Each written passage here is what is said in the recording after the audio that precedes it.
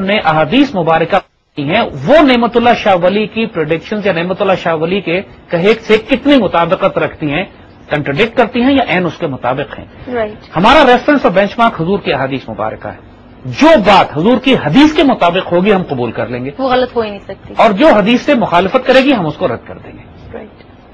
नेमत उल्लाह शाह वली ने वैसे तो जमाने के बिल्कुल आखिरी हद तक बहुत ज्यादा प्रोडिक्शंस की हैं, जिसके अंदर दज्जाल की आमद, उसके बाद एक बहुत बड़ी आर्मागेडन, एक बहुत बड़ी जंग जिसके अंदर, जिसको हरमजदून कहते हैं, जिसमें बेइंतहा इंसान मारे जाएंगे, आखिर में जाके वो इंग्लिस्तान और अमेरिका की तबाही का जिक्र भी करते हैं, और एक बहुत सिलसिला है तवील अरसे तक जिसके बारे में उन्होंने बातें बताई हैं कि आगे क्या होने वाला है, लेकिन वो हमारा मेन सब्जेक्ट नहीं है, हम उस तक नहीं जाएंगे।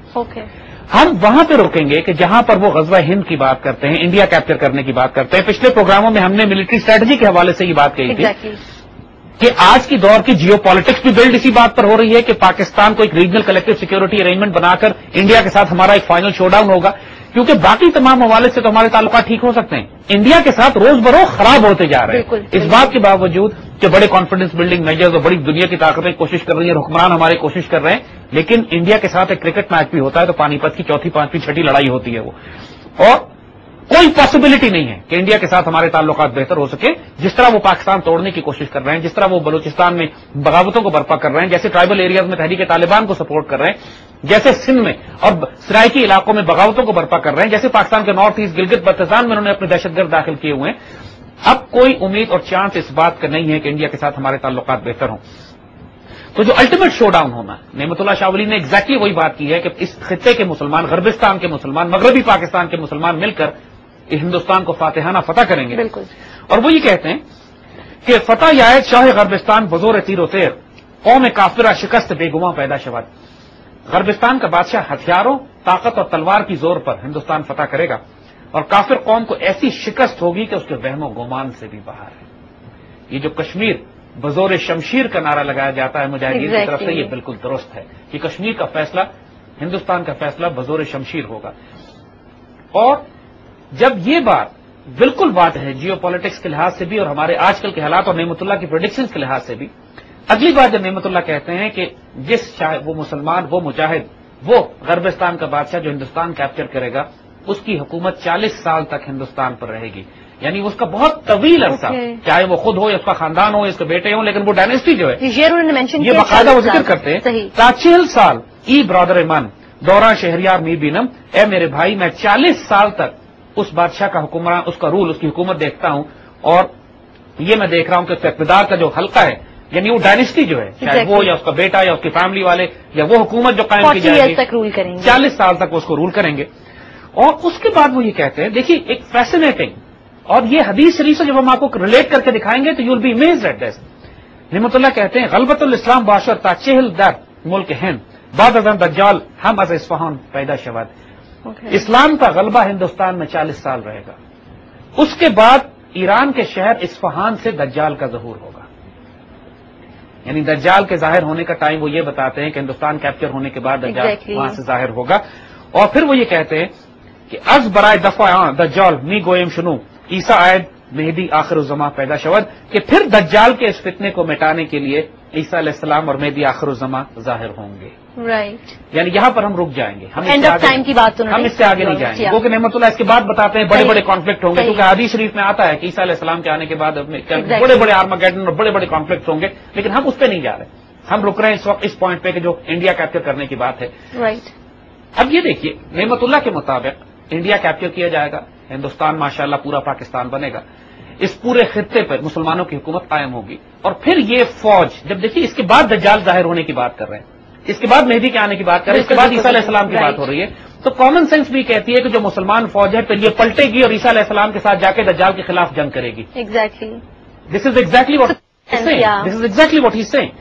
अब आइए, और इसके बाद नेमतुल्लाह कहते हैं कि ए नेमतुल्लाह खामोश बाश नेमतुल्लाह इसरार हक मत मकुन फाश, ए नेमतुल्लाह खामोश हो जाओ, अल्लाह के राज मत खोलो। अपने आप को उन्होंने छोटी सी कि सारी बातें तो खोल चुके हो, अब चुप हो जाओ। यहां पे नेमतुल्लाह को हम कंक्लूड करते हैं, लेकिन इसको हम सपोर्ट किस तरह करेंगे अहादीस शरीफ से। यहां पर गैर मामूली अहादीस मुबारका हैं कि जो अहादीस की वो किताबें कि जो ग़ज़वा हिंद से मुताल्लिक़ हैं, जो आखिरी दौर से मुताल्लिक़ हैं, مختلف کتابوں میں مختلف احادیث روایت کی گئی ہیں. ہم چند احادیث یہاں کو یہ بہت دلچسپی کا باعث ہوں گی سب کے لیے کہ اب آپ یہ دیکھ لیجیے کہ نعمت اللہ نئی باتیں کیا کہیں. بالکل آپ ایگزیکٹلی دیکھیے کہ حدیث مبارکہ میں کیا آتا ہے.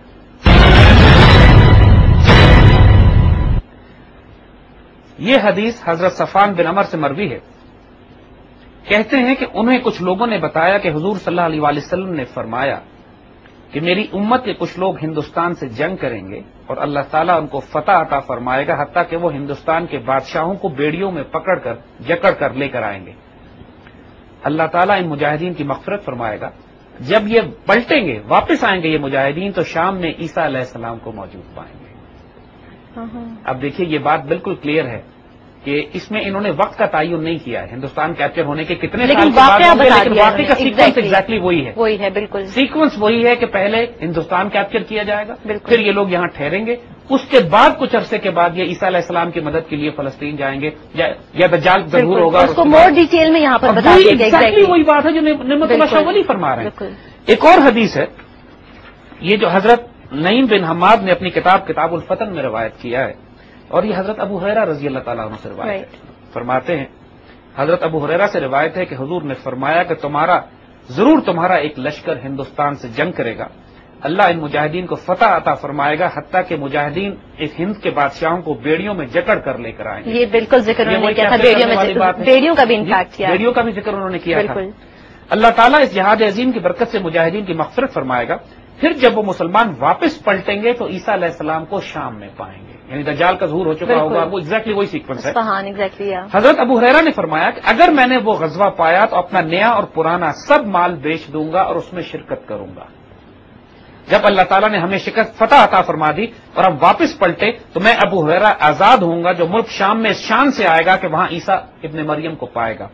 یا رسول اللہ اس وقت میری شدید خواہش ہوگی کہ میں ان کے پاس پہنچ کر انہیں بتاؤں کہ میں آپ کا صحابی ہوں. حضرت ابو ہریرہ کی خواہش تھی کہ شاید ان کی زندگی میں یہ ہو اور وہ ہندوستان کیپچر کریں پھر واپس پلٹیں اور عیسیٰ علیہ السلام سے ملے اور ان کو بتائیں کہ میں حضور کا صحابی ہوں. اس راوی کا بیان ہے کہ حضور صلی اللہ علیہ وسلم حضرت ابو ہریرہ کی اس بات پر مسکرا پڑے اور مسکرا کے فرمایا بہت مشکل یعنی آپ کے ساتھ نہیں ہوگا. اس حدیث کو نعیم بن حماد نے اپنی کتاب الفتن میں روایت کیا ہے. حضرت صوبان سے روایت ہے حضور نے فرمایا کہ میری امت میں دو ایسے گروہ ہوں گے جنہیں اللہ نے محفوظ کر دیا جہنم کی آگ سے. ایک گروہ جو ہندوستان پر چڑھائی کرے گا, دوسرا وہ جو عیسیٰ علیہ السلام کے ساتھ ہوگا, عیسی ابن مریم کے ساتھ ہوگا.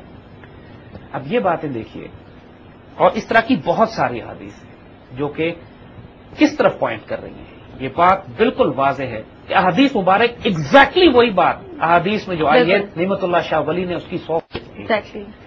And that is why we say کہ نعمت اللہ کو we take it very seriously and we need to build on the basis of the spiritual intelligence. ہمیں اپنی ملٹری اسٹریٹجی بلڈ کرنی ہے. اگر آپ مسلمان دنیا میں اس بات کو عام کر دیں کہ ہندوستان کی فتح کرنے میں اجر ہے, ہندوستان کے ساتھ جنگ کرنے میں اجر ہے, یہ امت مسلمہ کا بدترین دشمن ہے. یہ مسلمانوں کا بھی, چاہے وہ عرب ممالک ہوں, چاہے مسلمان ہو, چاہے سینٹرل ایشین ہو, جو بدترین دشمن ہنود اور یہود, دا زائنسٹ آف بوتھ ایکسس, دی جوش زائنسٹ اینڈ دا ہندو زائنسٹ, یہ وہ جو انسانیت کی بھی دشمن ہے, اپنی قوم کے دشمن بھی ہیں اور مسلمانوں کی بھی دشمن ہے. ان سے تجارت کرنے میں اجر نہیں ہے, ان سے کانفیڈنس بلڈنگ میجر میں اجر نہیں ہے, ان کو کیپچر کرنے میں, کیونکہ آپ کو رزلٹ پتا ہے اس کا, اور ہمیں رزلٹ بھی معلوم ہے اور ہم کو یہ بھی معلوم ہے کہ کبھی ان کے ساتھ دوستی ہماری نہیں ہو سکتی. ایگزیکٹلی.